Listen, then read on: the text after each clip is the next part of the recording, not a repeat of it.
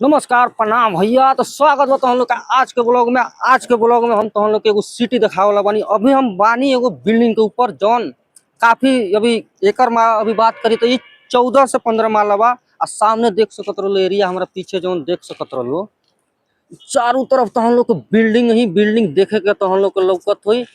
D and तो हम लोग के ना मिलिया। सामने देख सकत रहो पहाड़ बा चारों तरफ से जौन ई बनल बा सिटी एकरा चारों तरफ से पहाड़ बा। हेंगा पूरा आके हेंगा अभी तो इन्हें सामने टंकी बा तना लोग तो के सामने पूरा पहाड़ बा। इस सिटी से बाहर निकले खातिर एक ही रास्ता बा देख सकत रहो। और बीच में कुछ है गैप बा हेंगा देख सकत रहो। सामने होने पहाड़ बा और सामने होने पहाड़ सीधे गइल बा। आ बीच से निकले खातिर देख सकत रहो सामने मेट्रो स्टेशन बा। ये लाइन धर के आगे निकल जी तारा मेट्रो स्टेशन जौन मेट्रो स्टेशन बा सीधे जाई तारा पूना स्टेशन पर।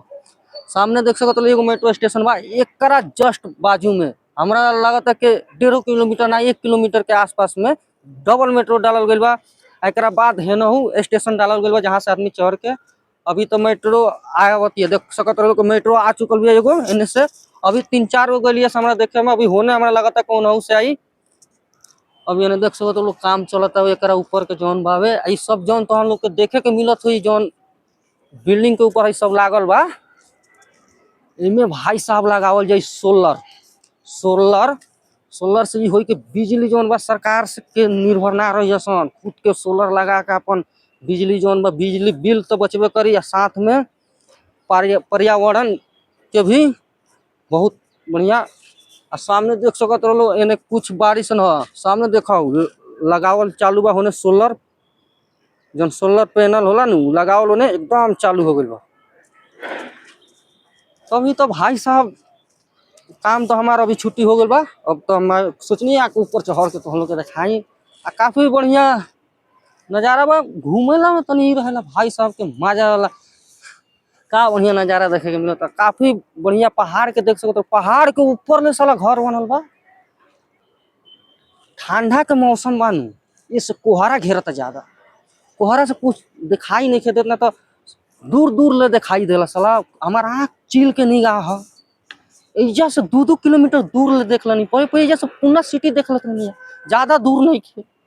लेकिन का करब साला ठंड के मौसम चलता ठंडा लागत है कबो कबो बाकी देख सकत रहो होनहु काम चल रहा बा। आई दोनों सेम बिल्डिंग है सन आई देख सकत रहो काफी बढ़िया तो हम लोग के देखे के मिलत हुई। दोनों संग के सेम डिजाइन बा। एगो रोड के ऊपर बनता एगो रोड के पार बनता तो हमने कभी यही में बनी जात यही में काम चलता।